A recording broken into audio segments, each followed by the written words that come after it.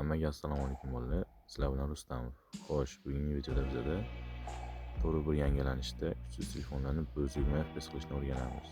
Xo'sh, buning uchun bizga ekranda ko'rib turgan ilovalar kerak bo'ladi. Ya'ni Shizuka va 90 fps. Buni Play Marketdan qilib olsalaring ham bo'ladi.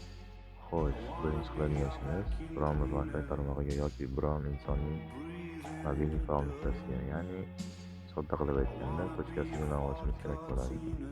Keyin esa Shizukaga kirib olamiz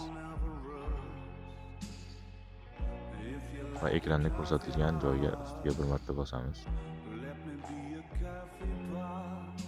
va yana shuni ustiga bosamiz, ya'ni ekranda ko'rsatilgan joyning ustiga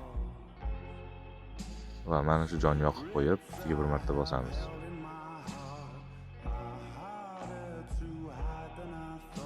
Keyin shu kodni mana shu joyga kirgizamiz.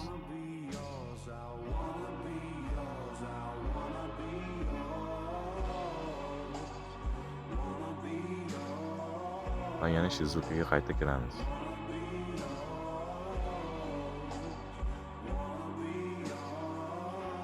Endi esa startni bosamiz.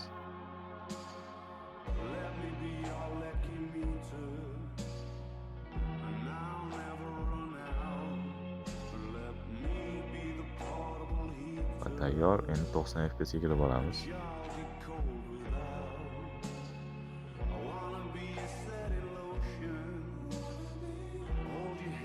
Endi esa mana shu joyni o'ng tarafga suramiz. Shu 100% bo'lgandan keyin shu reklama chiqadi. Mana bu joyni qo'shib tashladim, to'g'ri tushunasizlar. Va yana o'ng tarafga suramiz bir marta.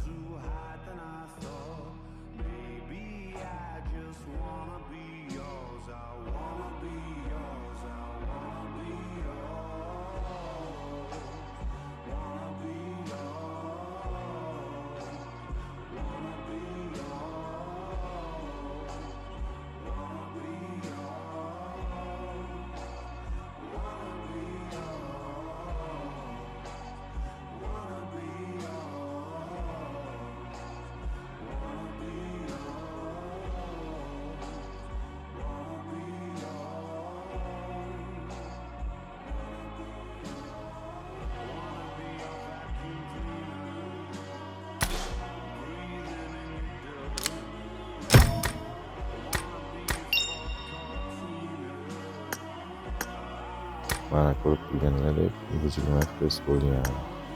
Mana hamma fps ga qo'yib ko'rsatib beraman. Shuncha mehnatimni qadrlab, like va obuna bosib qo'yishni unutmang. E'tiboringiz uchun rahmat. Keyingi videolarda ko'rishguncha.